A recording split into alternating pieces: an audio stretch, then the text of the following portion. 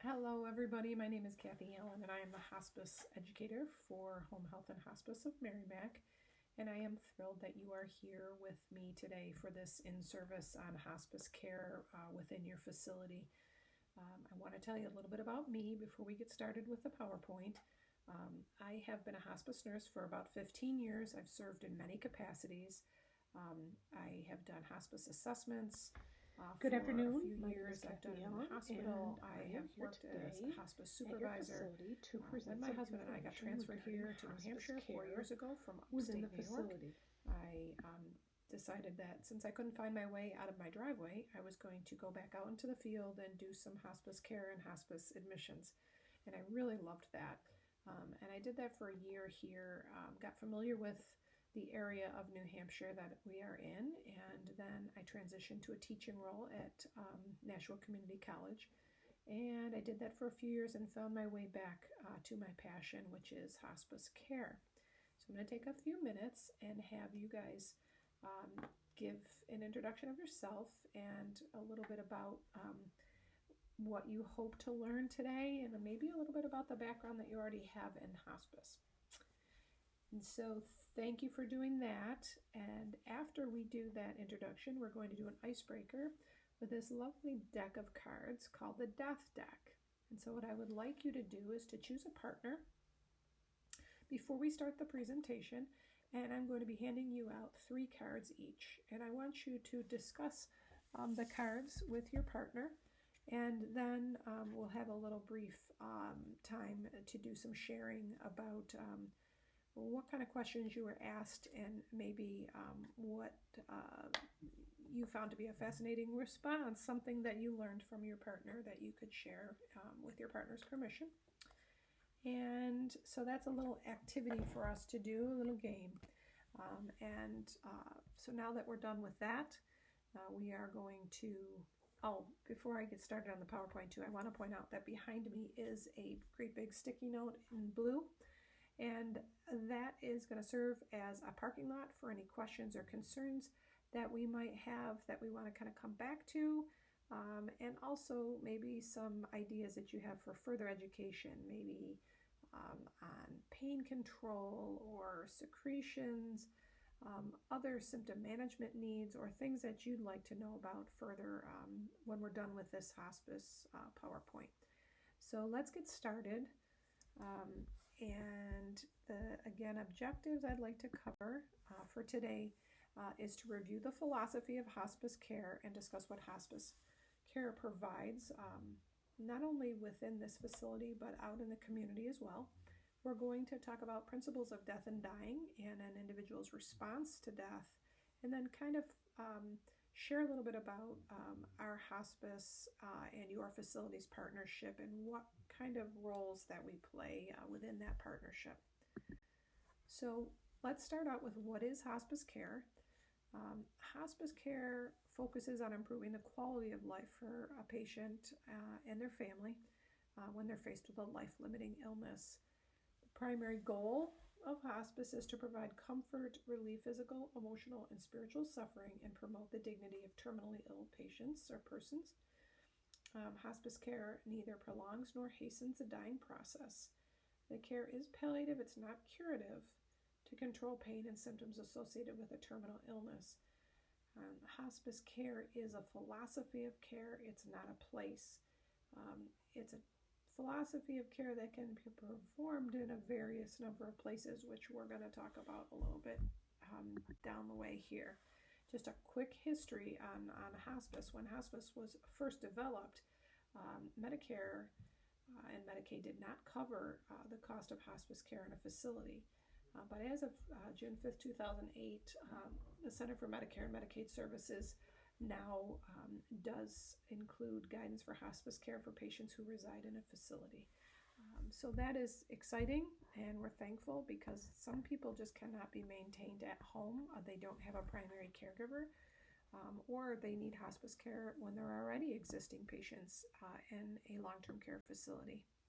So continuing on about hospice, hospice focuses on the whole person, not just the disease. And it kind of hones in on the needs of the patient and the family. So everybody's needs are different.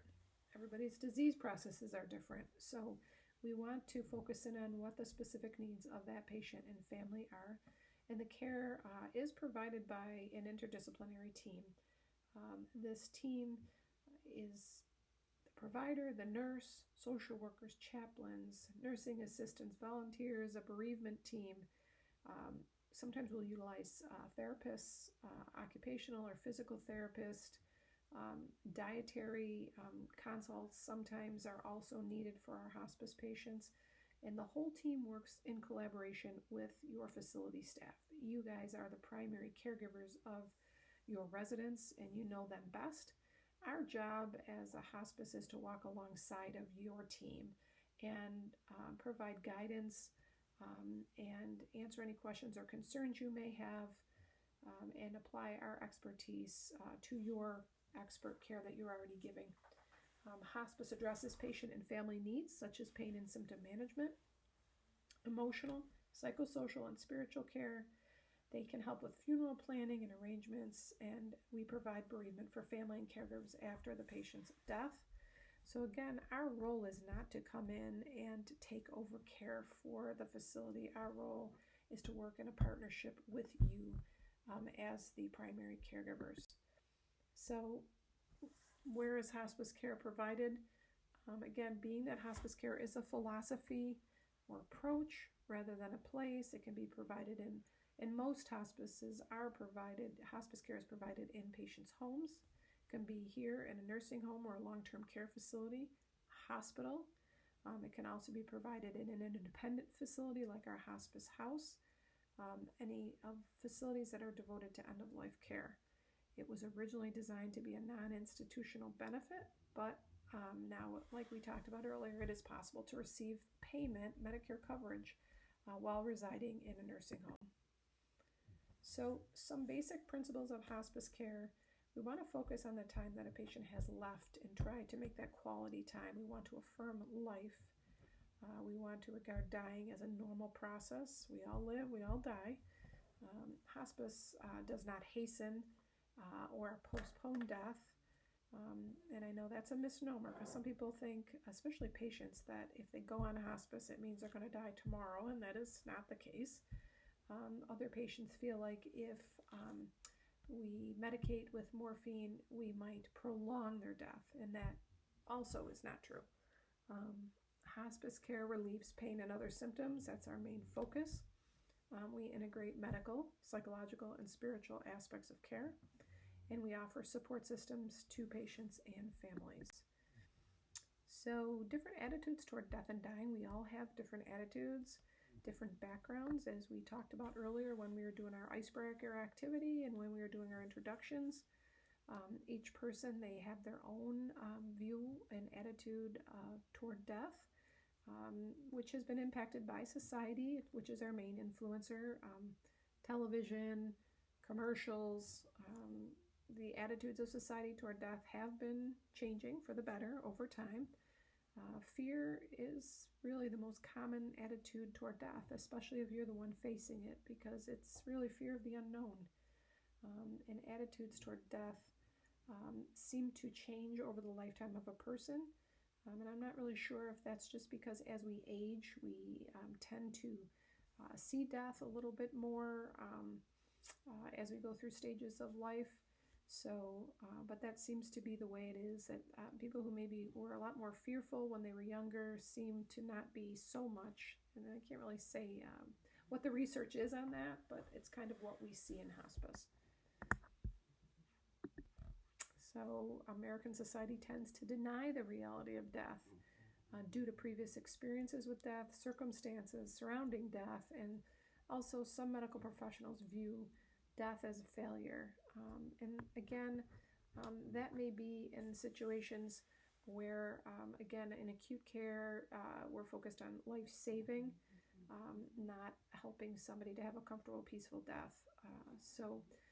Also, there are cultural factors that can influence a patient's reaction to their illness and the dying process. And there are many different religions and belief systems, obviously, across the world.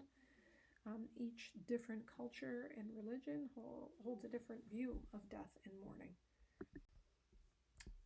All patients have rights just like they do when they come to your facility or they're in a hospital.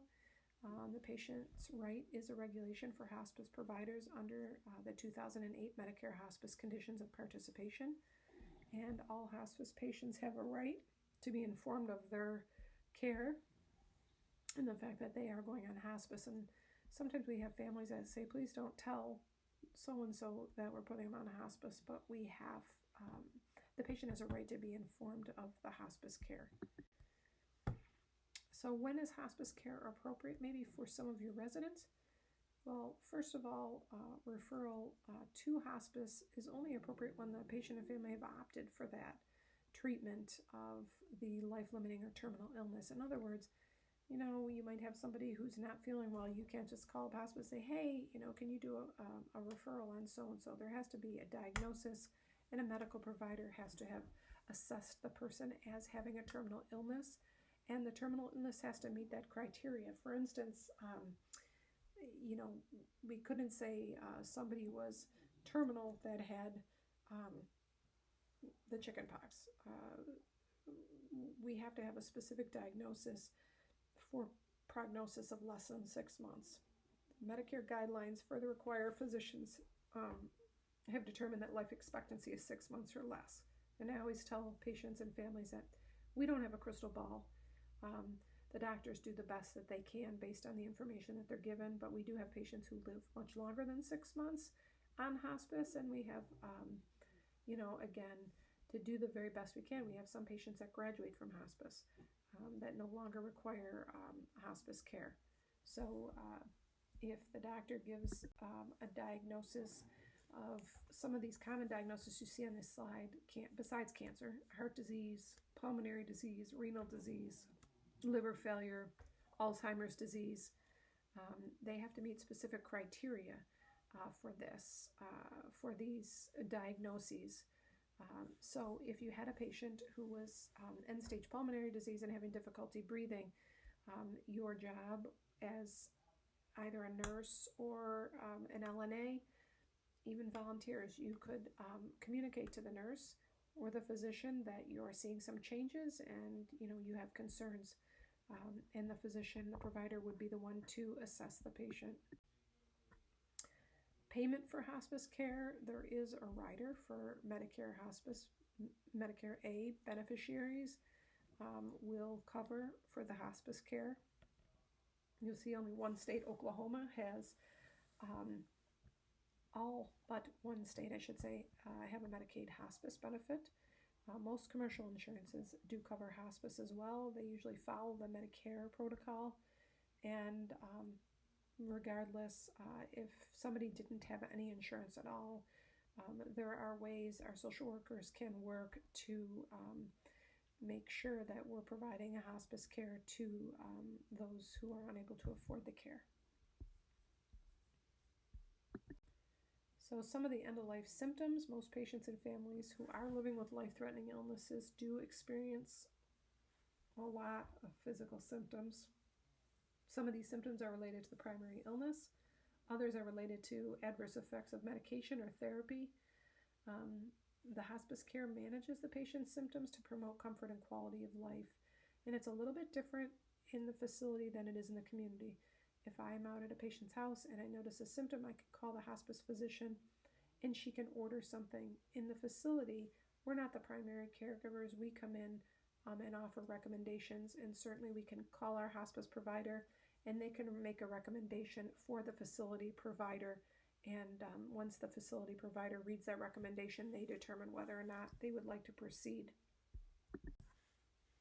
Some of the common end-of-life symptoms: pain, all three, physical, emotional, or spiritual.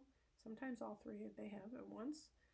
Shortness of breath, nausea and vomiting, anorexia, constipation or diarrhea, agitation, confusion. Sometimes we have resistance to care, weakness, delirium. Those are all common end-of-life symptoms. And as far as the benefit period, how long can somebody stay on hospice? There are 2 90-day periods followed by unlimited number of 60-day periods. In other words, we don't kick people off of hospice. as long as there's a need, a skill, that the patient is having some form of symptom management need for hospice, we can stay open, or the patient can stay on hospice care. Excuse me. If the patient no longer meets the criteria for hospice, they may be discharged or readmitted at a later date. And if a patient comes off of hospice, again, I have had that happen where just recently a patient was doing so well and came off of hospice care, and just 2 days later came back on. When somebody, and this is for when somebody comes back on hospice care, they come back in the following certification period. And certification periods are important because the patient's case or the resident's case gets reviewed face-to-face between a provider and that patient at the end of the 2 90-day periods, and that at the end of each 60-day period. So that's important information for you to know. And also, hospice core services can also be routinely provided by the hospice and cannot be delegated to the facility. And those core services are physician services. So in other words, as a hospice nurse, I can't say, well, why don't you just ask your physician? We still have to consult our hospice physician. We have nursing services, social work services, and counseling services. We have bereavement and spiritual care, dietary. Those are all services that are provided by hospice. I'm sure you have your own social work service. You have your own pastoral care. But we would utilize our services if hospice is involved for that patient. So again, reviewing members of the hospice team. Being interdisciplinary, they include the patient and the family, the patient's primary care physician, the hospice physician, the nurse, the social worker, the chaplain, the aide, volunteers, the bereavement counselor, maybe a dietitian, a therapist, a pharmacist. So we work as the hospice team, and we also include your staff members too as part of our team.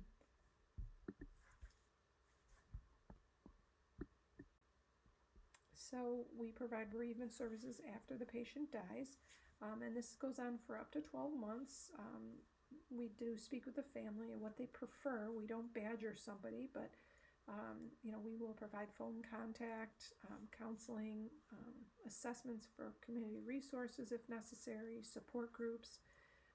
We provide educational forums, written information on the grief process, and also memorial service information. In fact, we have twice a year, we do a memorial service for the patients who have died while on service with us.